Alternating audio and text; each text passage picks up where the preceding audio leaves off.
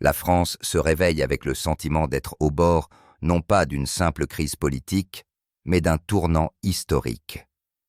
Le nom de Macron résonne encore dans les actualités.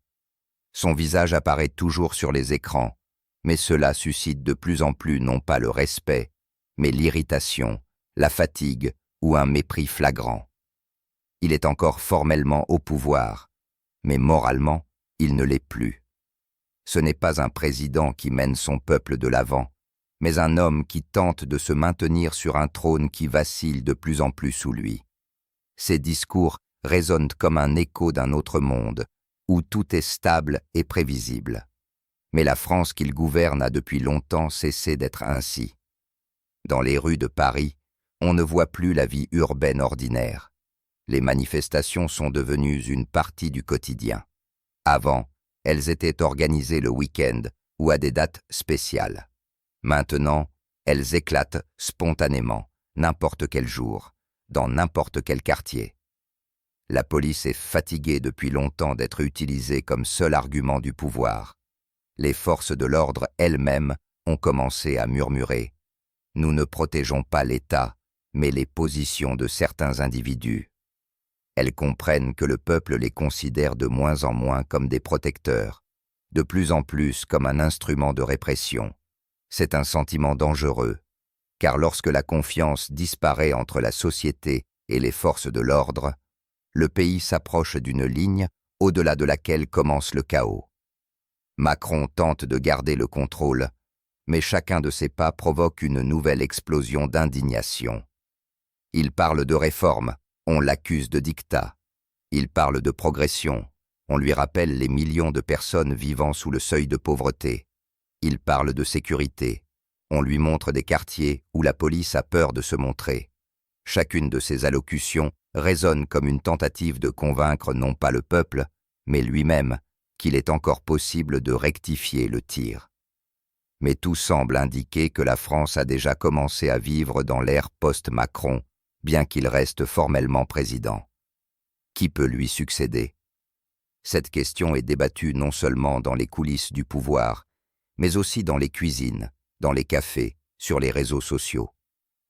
Le pays s'est divisé en camps, mais tous ont une chose en commun. Personne ne veut plus de l'ancien. Certains rêvent d'un leader fort, capable de mesures sévères, d'autres d'un président du peuple, qui vivra comme les citoyens ordinaires. Il y a ceux qui parlent des militaires comme de la seule structure ayant conservé la discipline et l'honneur. Il y a ceux qui voient l'avenir dans les politiciens que les médias qualifiaient autrefois d'extrêmes. Mais le plus important, c'est que personne ne parle plus des centristes, de la stabilité libérale. Elle est devenue un symbole de tromperie. Dans l'élite, cela se ressent aussi. Ceux qui, hier encore, juraient de fidélité à Macron commencent déjà à prendre leur distance. Les politiciens de son entourage parlent d'erreurs, d'une communication insuffisante, d'une perte de contact avec la réalité. C'est toujours un signe que le navire coule. Personne ne veut couler avec le capitaine. Les ministres font des déclarations prudentes. Les sénateurs font allusion à la nécessité de décisions constitutionnelles. Et certains leaders régionaux disent même ouvertement que le pays ne peut plus avancer dans la même direction. Mais la France, ce n'est pas seulement Paris, et ce n'est pas seulement la politique. C'est une nation avec une profonde mémoire historique. Elle a survécu aux révolutions, à l'Empire, aux républiques, aux défaites et aux victoires. Et à chaque fois, elle est sortie renouvelée de la crise. Aujourd'hui, beaucoup sentent que le pays est à nouveau au seuil d'un tel renouveau. Mais le chemin qui y mène peut être très tumultueux, car le mécontentement accumulé est énorme. Les gens se sont tus trop longtemps, ont enduré, ont espéré. Maintenant, ils ne demandent plus, ils exigent. Parmi les jeunes, l'humeur est particulièrement radicale. Ceux qui ont grandi à l'ère d'Internet et de la mondialisation voient que leurs parents vivaient mieux qu'eux. Ils voient comment l'État dépense des milliards dans la politique étrangère, dans le soutien à des pays étrangers, dans des projets idéologiques, mais ne peut pas assurer un emploi et un logement à ses citoyens. Ils ne croient pas aux promesses de l'économie numérique, car ils savent qu'en réalité, cela signifie l'instabilité, les contrats temporaires et l'absence d'avenir. Ils ne veulent pas être une génération de déception. Ils veulent devenir une génération de changement. Pendant ce temps, le monde observe. À Washington, c'est l'inquiétude. La France est l'un des principaux alliés, et son instabilité peut ruiner les plans. À Bruxelles, c'est la panique. Si Paris échappe à tout contrôle, toute l'Union européenne risque de s'effondrer. À Londres, on sourit avec sarcasme. Autrefois, on disait aux Britanniques que le Brexit était une folie, et maintenant la France, sans sortir de l'UE, traverse une crise bien plus grave. À Moscou et à Pékin, on se contente de regarder attentivement.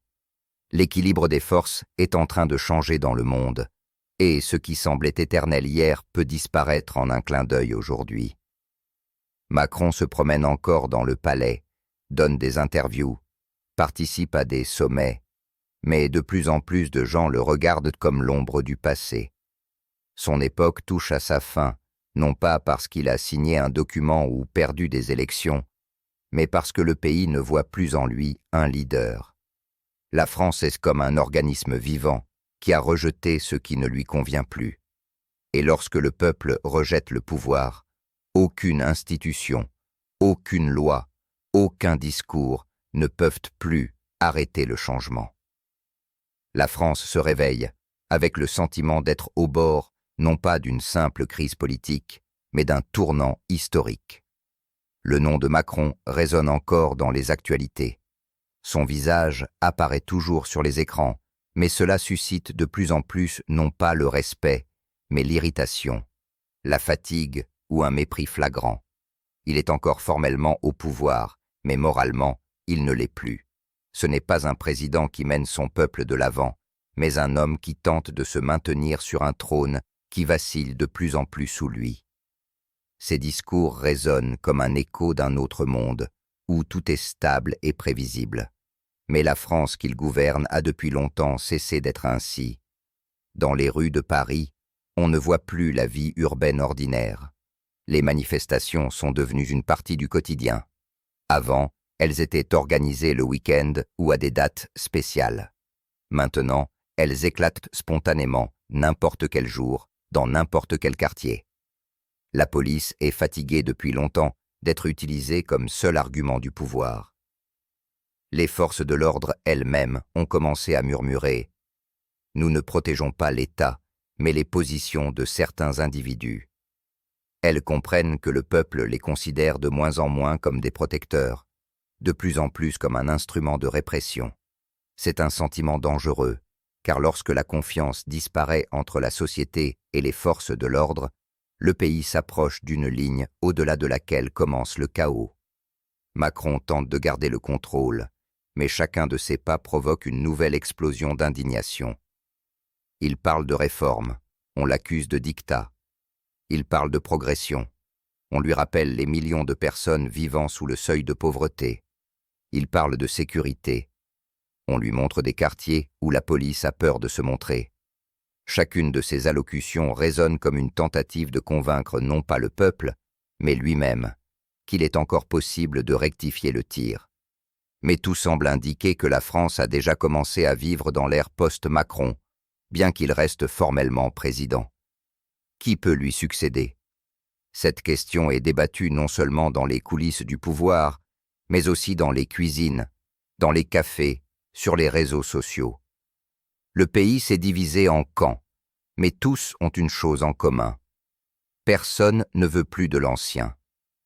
Certains rêvent d'un leader fort, capable de mesures sévères, d'autres d'un président du peuple, qui vivra comme les citoyens ordinaires.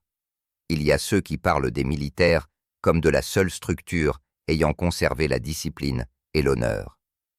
Il y a ceux qui voient l'avenir dans les politiciens que les médias qualifiaient autrefois d'extrêmes. Mais le plus important, c'est que personne ne parle plus des centres-thèses de la stabilité libérale. Elle est devenue un symbole de tromperie. Dans l'élite, cela se ressent aussi. Ceux qui hier encore juraient fidélité à Macron commencent déjà à prendre leur distance. Les politiciens de son entourage parlent d'erreur, d'une communication insuffisante, d'une perte de contact avec la réalité. C'est toujours un signe que le navire coule. Personne ne veut couler avec le capitaine. Les ministres font des déclarations prudentes. Les sénateurs font allusion à la nécessité de décisions constitutionnelles. Et certains leaders régionaux disent même ouvertement que le pays ne peut plus avancer dans la même direction. Mais la France, ce n'est pas seulement Paris, et ce n'est pas seulement la politique. C'est une nation avec une profonde mémoire historique. Elle a survécu aux révolutions, à l'Empire, aux républiques, aux défaites et aux victoires. Et à chaque fois, elle est sortie renouvelée de la crise. Aujourd'hui, beaucoup sentent que le pays est à nouveau au seuil d'un tel renouveau. Mais le chemin qui y mène peut être très tumultueux, car le mécontentement accumulé est énorme. Les gens se sont tus trop longtemps, ont enduré, ont espéré. Maintenant, ils ne demandent plus, ils exigent. Parmi les jeunes, l'humeur est particulièrement radicale. Ceux qui ont grandi à l'ère d'Internet et de la mondialisation voient que leurs parents vivaient mieux qu'eux. Ils voient comment l'État dépense des milliards dans la politique étrangère, dans le soutien à des pays étrangers, dans des projets idéologiques, mais ne peut pas assurer un emploi et un logement à ses citoyens.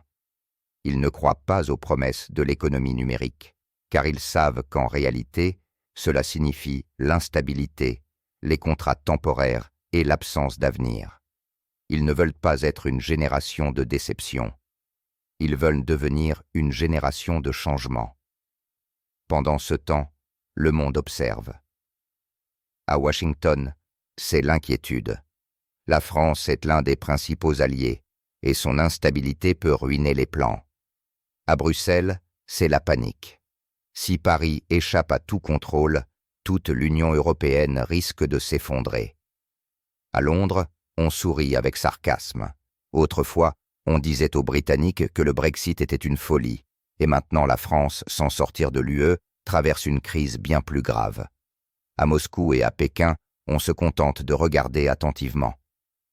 L'équilibre des forces est en train de changer dans le monde, et ce qui semblait éternel hier peut disparaître en un clin d'œil aujourd'hui. Macron se promène encore dans le palais, donne des interviews, participe à des sommets, mais de plus en plus de gens le regardent comme l'ombre du passé. Son époque touche à sa fin, non pas parce qu'il a signé un document ou perdu des élections, mais parce que le pays ne voit plus en lui un leader. La France est comme un organisme vivant qui a rejeté ce qui ne lui convient plus. Et lorsque le peuple rejette le pouvoir, aucune institution, aucune loi, aucun discours ne peuvent plus arrêter le changement. La question n'est pas de savoir si Macron va partir. La question est de savoir qui et comment sera celui qui viendra après lui. Et plus important encore, quel sera le visage de la France après cette transition? Elle peut devenir plus forte si elle trouve en elle le courage de reconnaître ses erreurs. Ou elle peut sombrer dans le chaos si elle laisse la peur vaincre la raison. Mais une chose est claire dès maintenant. Le pays est entré dans une nouvelle ère, et il n'y a pas de retour en arrière. La question n'est pas de savoir si Macron va partir. La question est de savoir qui et comment sera celui qui viendra après lui. Et plus important encore, quel sera le visage de la France après cette transition. Elle peut devenir plus forte si elle trouve en elle le courage de reconnaître ses erreurs. Ou elle peut sombrer dans le chaos si elle laisse la peur vaincre la raison. Mais une chose est claire dès maintenant. Le pays est entré dans une nouvelle ère, et il n'y a pas de retour en arrière. Meuss.